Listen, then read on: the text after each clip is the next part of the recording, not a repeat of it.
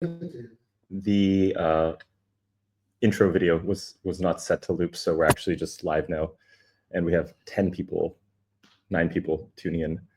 Maybe we'll take a second and share the link, and then we can actually get started. But hello to everyone who's joined so far. It's okay. The loop is us, like talking about things, making some time.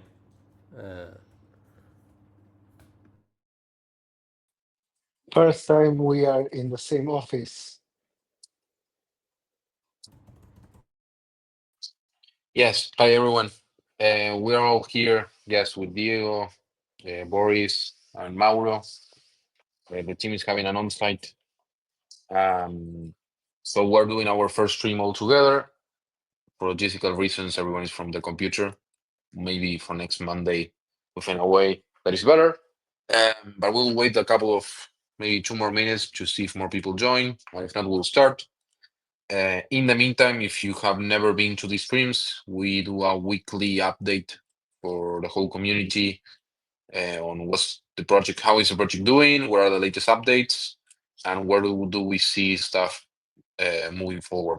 Like how do we see the space, and try to talk about some news and all that. So mostly today will be an update from the engineering side, an update from where is the product, and some business stuff. And then we will talk about some discussions around Ethereum and CK on Ethereum, and what do we think about all of that. I think we covered a little bit this last week, and I went to a stream with the roll up, and we talked about this last Thursday, I think, or Friday. But I think it would be good if we do a recap and we share our thoughts on all of this today. So we will wait 2 more minutes. We usually have more people, maybe because we changed the day to the time today. We have less people, but we need to do that because, yeah, we have been moving around trying to find a place for everyone. So yeah, let's wait.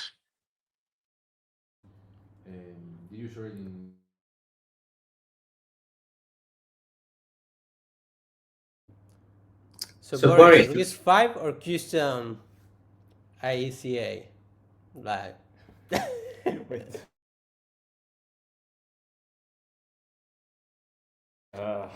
I'm saying like RISC 5 or custom instruction architecture. It's too spicy for a warm up, right? I was not prepared for that.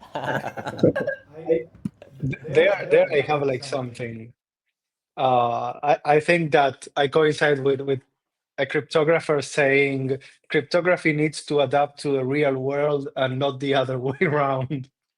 I think it happens a lot with cryptographers that sometimes they love so much what they are doing that they'd rather change how the world works than adapt what they are building to fit into the real world.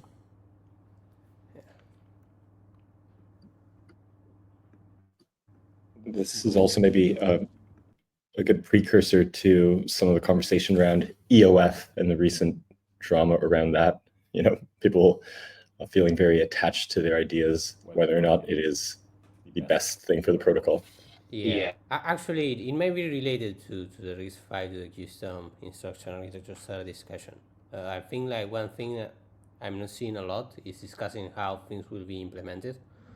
And it is important because it's very clear that it's better in terms of efficiency to have a custom instruction architecture, right? You have custom instructions, you can do better, but who's going to implement that? Like if we have that in the roadmap and we have to deliver in 2 years, we need now to start building a very, very big and very great compiler engineers. If we don't have the compiler engineers, we cannot do it. It doesn't matter if it is better or not. It's all timelines, resources, allocations. On paper, it's easy to see what is better, but then you have to actually do it. I'm not an expert on this, but I also feel like, based on my understanding, I'm curious actually if this really does make a difference. I mean, the fact that RISC-V is a fairly standardized instruction set there are more people who can audit this code and maintain it and, I don't know, improve it. I don't know if that's something that would need to be done or if it's something that just has to be built once and then it's good to go. But it feels like a more commonly used architecture has benefits in that sense. Yeah, I agree. So we start, Rochelle, or you Yeah. have to bring another spicy topic? I think we should start. So what can start with you, Mauro? Giving an update.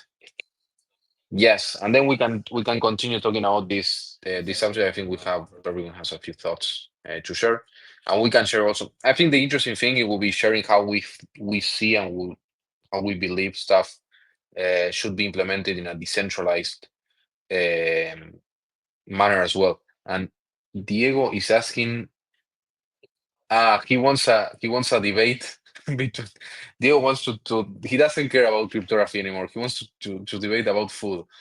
Uh, um, yeah, we are sharing. We're in Argentina, so we're sharing with Boris and the rest of the team some Argentinian stuff. And Diego is very passionate about our food and introducing everyone in our debates. The difference between the type of people that exist in Argentina. If you like a certain type of media luna, that is kind of like a croissant. I wouldn't say it's exactly the same thing. So yeah, you will probably see in Twitter a lot of pictures from Diego explaining or showing places to to people over the next few days. And this is a prep because in Dev Connect probably I know Diego and he most likely will be sharing and showing the city to a bunch of people. Um, Maybe if crypto doesn't go that well, we will pivot to a tourist agency with Diego. Hopefully that's not the case. So Mauro, can you share a little bit what's going on in the engineering team, the latest upgrades, and what should people expect? Yeah, we are not doing CK Turins yet, so not that one. So we have continued. We are working on mostly on the aggregation mode, on the proof aggregation mode. So we were finishing some stuff with the Rig0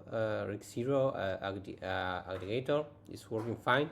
Now we are improving a little bit the scalability of the system because with a higher throughput, like it was nice as a proof of concept, but it couldn't handle very well a lot of proofs.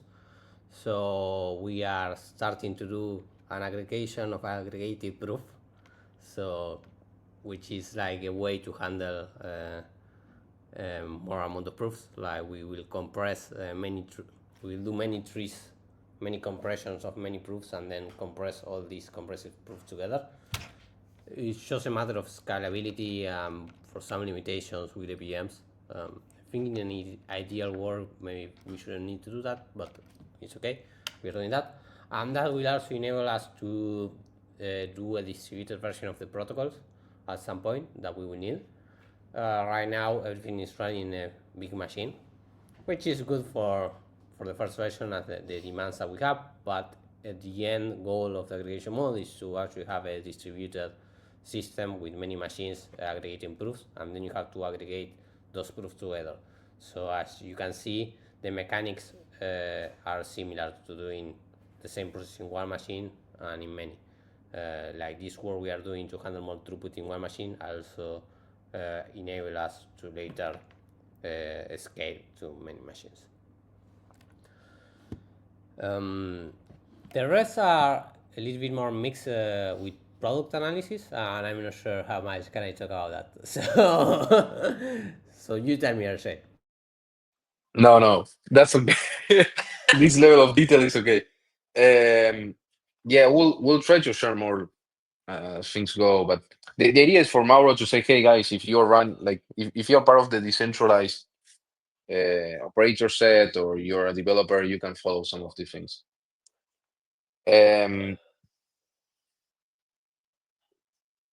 No, okay. No, you can, Mauro. There's not a secret. Okay. I didn't know if I was revealing secrets because, well, the other part of the engineering show we have been doing is more on the design, but we're working a little bit in establishing, talking with people and establishing how an L2 system with a Lime, you might see it in the rollup, will work.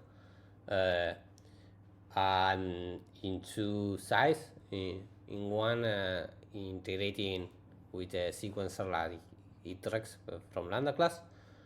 So we are starting to do some testings and see how it works and how it will look integrated. And on the other one, we are experimenting a little bit with creating some blockchain for some specific purpose, mostly holding and transferring credentials. We'll probably talk more about over the next weeks. I don't want to spoil that much because it's still in the talk, but those things require some designs choice, so we're also doing that.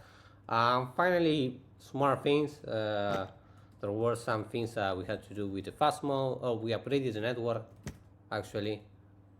That we do have many things. I tend to forget about that. So upgrading the network was like a chore, like something that we had to do. So we upgraded the network. Now you have the latest version of RIS0 and SP1 enable. There are some, well, we have to upgrade to the new SDK that now have slashing. We don't have slashing aligned, but still we needed to upgrade to the new protocol for things to work. That takes a lot of work. We have to talk with operators, tell them to upgrade, create a new version. So we were a little bit busy with that. And now to move into production, probably over the next days, we will be adding, we have a lot of systems to guarantee the reliability. Like we have a lot of subsystems for profiling, tracing, knowing the state of our networks. So we will probably be adding that to the Pro network, at least some alerts, some ways to know if things are going bad. And yeah, hopefully this will bring us closer to have the aggregation model in mainnet soon. Yeah, the only thing I would add is that I will mention it every time we mention slashing, so people don't get confused. Eigenlayer, like they did an upgrade on the SDK and the smart contract, so slashing is available for protocols. We don't have that feature fully implemented by us. So what we did have to do is upgrade the version that we are using from Eigen, but our code for slashing is not yet available. And is not something that we'll have in the short term, but as we mentioned last time, and hopefully if Mauro doesn't get sick and he still survives, once we finish aggregation mode, that will be that's a step in the right direction to have in slashing as well. So we can go into the details maybe in the future, but for people who are curious, slashing is something that will come on our CK verification layer, but it will take a while. The good thing is the work we're doing for the second product, the aggregation mode, is going to be useful for allowing slashing. And then the other thing that Mauro mentioned that is important is, apart from finishing this product, one of the main things we're doing from product and engineering is experimenting and finishing designs for the people. We have everyone that is getting sick. This is not a very good idea from a decentralization issue for the productivity of the company, maybe. But I was not everyone. Yeah. That's why we live in different countries, to make sure that if one gets sick, then the other don't. Yes.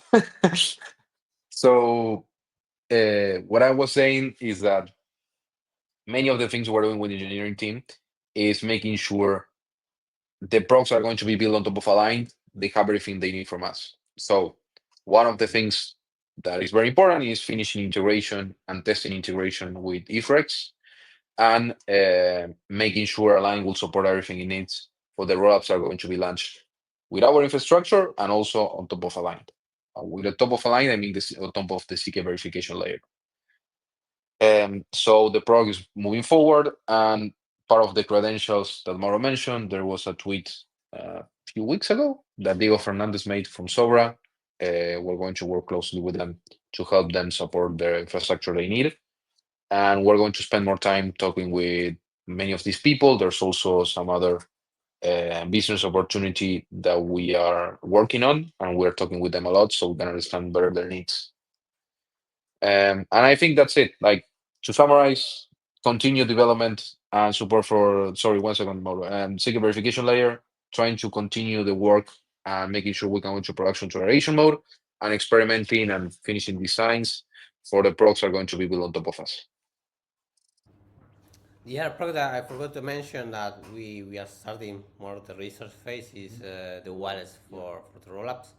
So we will be deploying some easy to deploy wallet for our rollup. Our rollup roadmap in the future, and that will probably be using some MPC protocol and account abstraction. So we were doing a little bit of research, checking some code, seeing what can we simplify. Still experimental, more research than engineering than actual. I mean, it's still engineering, but it's not like writing code. It's more research, but hopefully that will help us to deliver a better product on the future. And when clients come and talk with us, we already know how things will look and what services we can provide. Yes, what Mauro mentioned is very important. We're also researching more on the wallet that will support already the rollup that will launch on top of Ethereum, supports EIP 7242, I think is the 7022. I hate that we name everything with this type of numbers. So we support account the system already supports account abstraction. That's important. And the good thing is, because we're integrating everything vertically, it will be easy for us to talk and iterate quicker with the customer and try to understand what features we can support. We don't need to go and talk with someone.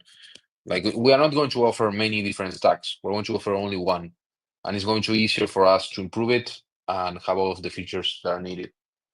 And yes, I think that's everything from the engineering slash product. I think now we can resume the conversation and ranting around some of the Ethereum stuff that has been going on. And I think the main thing we should talk about is not even technical. It's mostly about, okay, what is Ethereum building? And something that Mauro mentioned that I think is very important at the beginning of the call is, if you're building a very, like, a decentralized protocol that is going to be used as the main protocol for money in the internet, that's the goal of Ethereum, how should the process and the decision making should be done, taking into account the engineering work that needs to be done for the features that you want to add, and taking into account the needs of the users. Because part of the issue, from what I see, is that Ethereum sometimes wants to be ambitious on stuff that it shouldn't be ambitious. It should be ambitious on the goal, not on the feature set that it offers. And what I mean with this is, for example, what Mauro was mentioning about, imagine if Ethereum had to have like a compiler team for supporting a specific ISA. That doesn't make any sense. Like, how many teams do you need and implementations do you need from that? Should that be done all from the Ethereum Foundation? They need to be a specific team of professionals that actually built all of this stuff in the past. And I think from our side, we're more pragmatic, and we would love to see more pragmatism on this stuff. And the good thing about using RIX 5 is that you already inherit everything that was done for that. And not only for like the compiler set or whatever, but also by all of the teams that are doing RIX 5. We have, I don't know how many CKDMs there are now with RIX 5. We were on the call with Mauro the last time. 14, yeah, they were saying 14. They are a lot. So you have 14 teams working in CKVMs, and most of them are RIX 5. There are a few that use ISA. Like, that's already a lot of money that is being put and time work by engineers.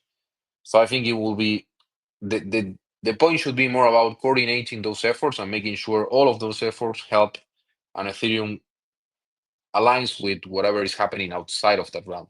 It shouldn't decide and make the decision to wait for other teams to do it on this matter.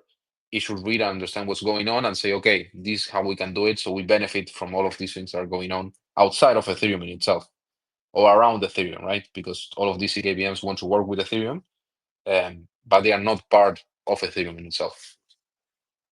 So I don't know how you guys see that, but I think the main point should be making decisions for doing stuff that is simple and benefiting from whatever is happening outside.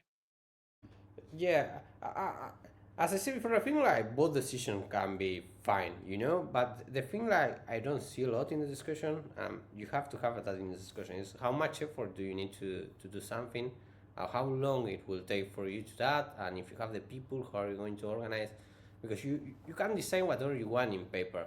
It happens like 2 weeks ago we were discussing more with the concurrency teams, the specialists in concurrency, and we have, for example, a very clean and for some and better way to handle some things in the fast mode.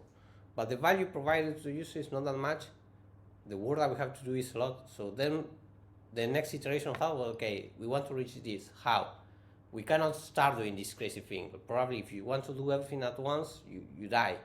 Like, so you start thinking, okay, what little step can we do that will bring us in that direction and that we can actually develop, and how much effort would it take, like, and who can do it? It's like, do I need a team of people who are already doing something that is close to that? Like, do we need to train new people? Do we need to go find specialists? It's like, in a roadmap, the resources that you have and the timelines are important. It's not just about the idealistic thing of writing down what's the best solution. It's not easy, but you put the smartest people of Ethereum in a room, and I'm very sure that in 3 weeks maybe you have like the best design possible. But can we actually deliver that for millions of users? No, probably not. And then like the real question is, okay, how do we do things that we can actually deliver, that we know that are not going to break, that we will test properly? And yeah, for example, in the discussion of the EOF, then I just learned, like, to be honest, a couple of days ago, that it will break a lot of contracts. That's very important. It's a lot of work that you have to do, and that the user have to do. It should have been there in the discussion from the beginning. Maybe it's the best thing that is very good, but if you break all your infra, it's not worth it. So I don't know. I can stop talking a little bit. I have been talking a lot. Maybe Diego, Boris. Yeah, we have to go back to thinking what we want the customer experience or the user experience to be, and from there determine what are the kind of things we are going to build. And also, as Mauro says, allocating resources is vital. So we can think maybe of having this super customized thing, whatever you want, but what's the real improvement that is going to bring to you? Because if you tell me it is going to make it, I don't know, 50% better or 2 times better, but it's a lot of effort, then it doesn't make like any sense, at least at this stage. I think we still have to bring more users to Ethereum, show like some very good use cases, um, so that we can bring countries on chain, for example. And that way, people will start seeing, okay, this is something that's gaining momentum, that's growing. And of course, that makes the ecosystem grow. We get more chances, more traction, more people get interested in building in Ethereum. And then we may get like the necessary manpower to build other things. But it doesn't make sense if you're going to make changes that are going to break lots of things and that you're going to have to do a lot of work. So I think that in some cases, people get like obnubilated by the beauty of the construction or the mathematical perfection of it, but we are trying to build something that can withstand lots of people everywhere. So we need to improve this and take decisions based on how quickly this can help us scale, bring new users, and everything, and make a good user experience, especially. Totally, I agree with that. We need to see what we need, what the client needs, what the people needs from Ethereum, from our system, and then we go back and see what do we have to build to deliver that. As much as you might love to build something, if nobody is using it, it's not worth it. So, totally agree. And I think part of that process is going to be useful because the other day I did some like I think Ethereum should look at what Bitcoin did right. It's less coordinated the effort on Bitcoin, right? It was done from a lot of parties because it's extremely decentralized. But I think the messaging of what is Bitcoin and why it's important was really good. Like even without a centralized party trying to coordinate everything, um, it was easy. It's easy for people to understand what's Bitcoin and why it's important, and it actually worked. Like when you see the data and the level of adoption that Bitcoin got, um, it was done correctly. So I think Ethereum should do the same thing. That is thinking from the customer, where are you offering and what you're selling to people, and trying to build something similar, one-liners, and the same type of narrative that Bitcoin built, but with the Ethereum features. And I think that's something that we should start doing more, and I haven't seen. Like there's, for example, I don't remember. I think his name is Peter. I can't remember his last name. I believe he's from Coin Center, and he did a very good presentation in Congress a few years back on why Bitcoin matters and why is it important. I think we should do the exact same thing, but for Ethereum. And once you build that, you start working and saying, okay, if these are the main things why Ethereum is important and what this is why people will care about it, okay, this is how we need to prioritize the certain feature set. And that way it's going to be easy for people to understand why they want to build on this and why they want to maintain this in the future.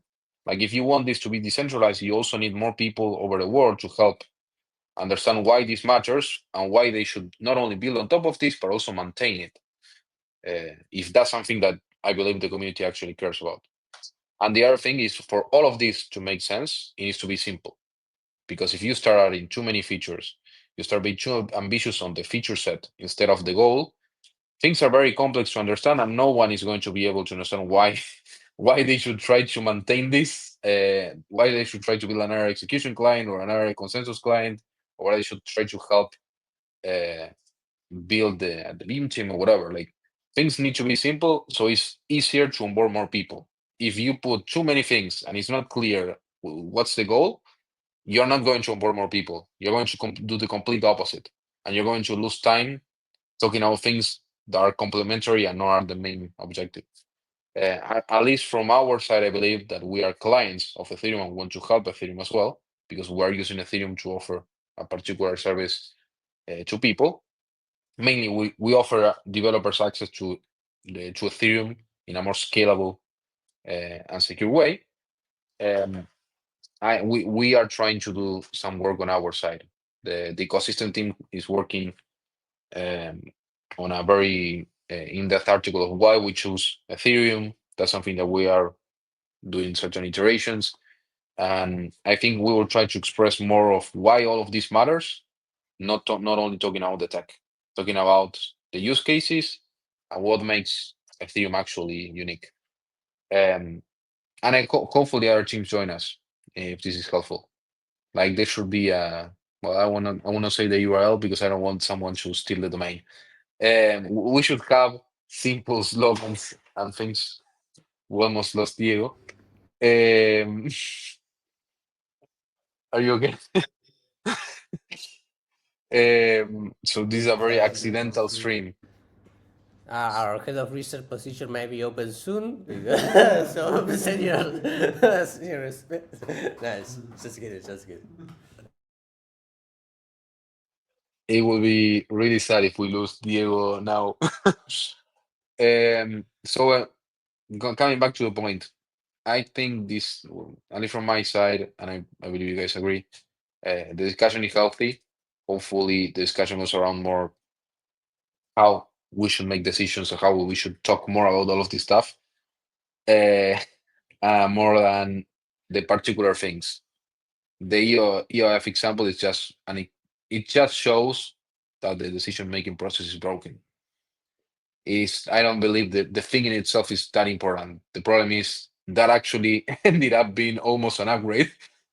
And the issue is why that almost ended up being the case. But also, one thing that I read is like maybe the engineers like will be kind of sad because they did a lot of work and they won't be there, and that's, I don't know. That's for me. It's not the thing. I wake up many days of the week and I'm saying, how the hell can I delete this code? I want to remove things from our protocol.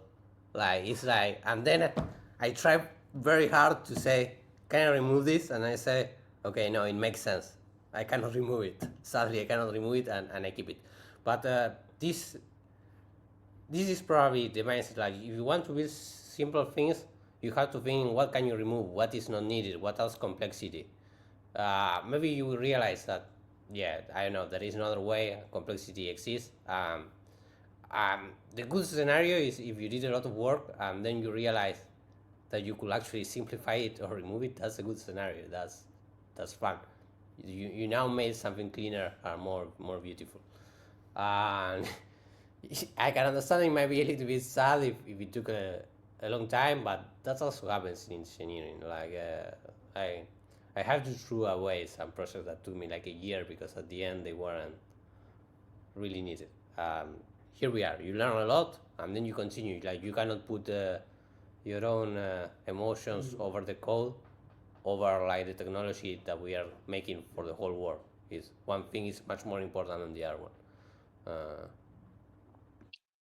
We should celebrate when we delete stuff. That's the whole thing. Like that should be something that we celebrate. And it should be always like part of the decision making. What can we delete? and it will be good because it will fulfill the goal of making things simple. And that's one of the things, it's not only simple in the tech, but when you simplify the tech and the features and the roadmap, you're simplifying the messaging and making sure it's easier to understand the use cases. Hopefully we go more into that direction. Look at Bitcoin. Bitcoin is very easy. Like, what is Bitcoin? Digital gold. The protocol of money is broken. Bitcoin is a better protocol for money. That's it. And we don't talk about DAOs or whatever on top of Bitcoin. It has one goal. I think we should do the same with Ethereum. What are the features that are essential that are only unique for Ethereum?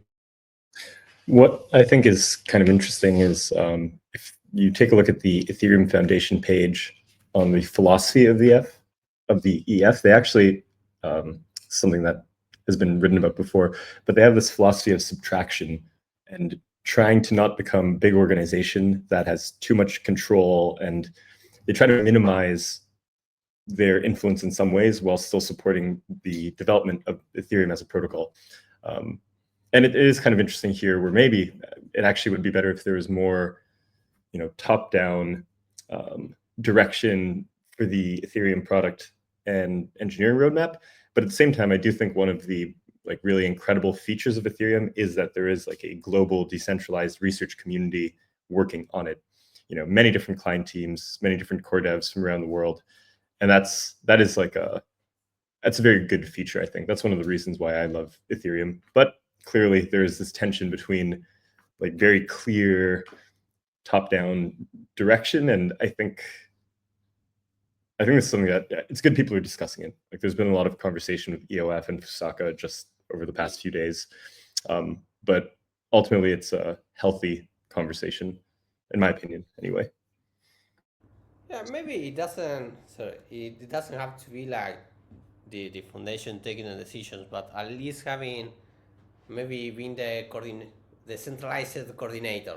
Making sure that the people that should talk with each other are talking, like putting the people in the same room. You don't need to decide things. Like just throw a, how do you say, a lubricant the gears of our industry and make sure that they keep spinning. That's already good. Sorry, what you wanted to say, Dio? No, just that the concept Boris was saying is known as Hikisan no Bigaku, which means something like the elegance of subtraction or the aesthetics of subtraction. Okay, it featured, in fact, the head of the Ethereum Foundation had that in Twitter. So that's why I remember the concept. It's good as a concept, but then we have to put it into practice. I agree. The thing I don't agree with the thing they have on on their website is it looks like they're optimizing. They are optimizing for subtraction in a sense that doesn't make much sense in my opinion. Like you want decentralization. If you want more decentralization, you need simplicity. Because if not, what you need to go, the Ethereum Foundation needs to go and explain the whole culture to every single place. Like the simpler the culture is and the simpler the goal is, it's easier for someone to understand it quickly online and jumping in and participating and helping. Um, I think the simplicity should not be around how the power the Ethereum Foundation has. It needs to be around the goal of Ethereum, the protocol, and the messaging. Then a foundation that is powerful in the sense that helps coordinate and make sure we are not deviating from the goal, I think it's good. I mean, I don't know. Things should be more in line of trying to get something to be something like the Linux Foundation. It will be different because Ethereum is a different type of protocol and organization, and we live in a different part in a different world than when the Linux Foundation started. And of course, it's going to be different, but we should try to be more like that. Have like one simple goal. Try to make sure we do not deviate from the goal, and things are being simple is really important because if not, if you're not simple, you're not decentralized. I don't believe we are as decentralized as people in the F believe in terms of decision making and participation. Uh, so we'll see what happens. Um, that's our point of view. And the thing that I do want to say in favor of all of this, I see a lot of people in Twitter saying that the price, I mean, yeah, the price can be affected by all of these discussions, but having a very ambitious goal in terms of the roadmap doesn't imply that we cannot scale the L1 now and have the two things. Like scaling the L1 is very easy. Having the ambitious roadmap and deciding the feature set, I think it will be a discussion, but it's not going to be super chaotic to be honest. And we can have both. So I don't understand why there's some people saying that we should forget about the roll-up centric model or whatever. Like that doesn't make any sense. Fix now the urgent thing that is killing the L1 while keeping the R1 as an immediate or medium term solution that is already in the works. Um, I think there's a lot of discussions of just people trying to empathize with people who are angry because of the price, which just doesn't make any sense. You have to do everything, right? I remember in your cryptography team we were with Diego. I used to say like the new people that sometimes you are doing glorious cutting edge cryptography, and sometimes you have to do plumbing. You know, it's not as fun and as glorious, but it's a job that you have to do. So don't get too carried away with like the cutting edge things. No, do it because you have to do it. It's fine and it's important, but it's also important to do the plan B and do the things that are boring, but they bring value. You sometimes need to optimize the CI. That's what you're talking about, Yeah, right? sometimes you work with CI. Sometimes you need to improve the testing process, like make sure that things work. Okay. I don't know, guys. I think we covered a lot of stuff.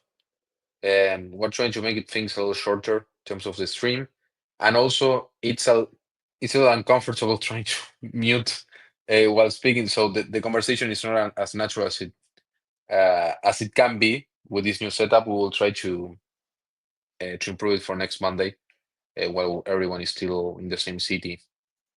Anyone wants to say anything else? If not, I think we should be wrapping up. I'll say one last thing. I've been in Buenos Aires for like just over 24 hours, and DevConnect is going to be awesome. This is a beautiful city.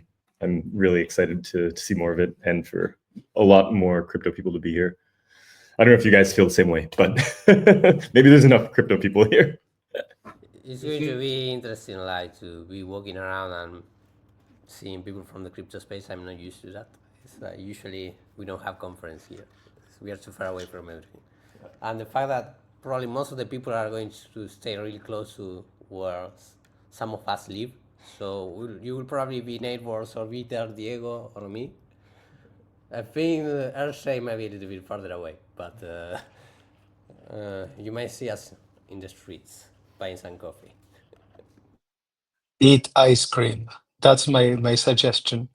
No, and besides what I say about Buenos Aires, I was born here and lived like all my life. So, but I don't know, it's going to be fun to see the people here. What can I say? When you come, I can do the tour and show you the city. Yeah, I think we will do some weird content with Diego. Maybe we can have like different episodes in different ice cream shops with different questions, like cryptography, cryptography with ice cream or ice cream with cryptography. We can think about something like that. Anyways, everyone, thank you for coming. We'll try to see you next Monday, and yeah, we'll be sharing more our process next week.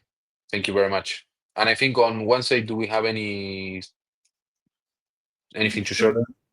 Oh yeah, actually, we haven't announced this yet, but for Wednesday's sort of Aligned and Friends community call kind of stream, I'm going to have Jacob Everly, who is the product lead for Boundless from Risk Zero. So we're going to be talking about Boundless. We're going to be talking about the Risk Zero VM. It's going to be a very cool conversation, and hope to see you there. I'm looking forward to it. Perfect. Thank you. Bye, everyone.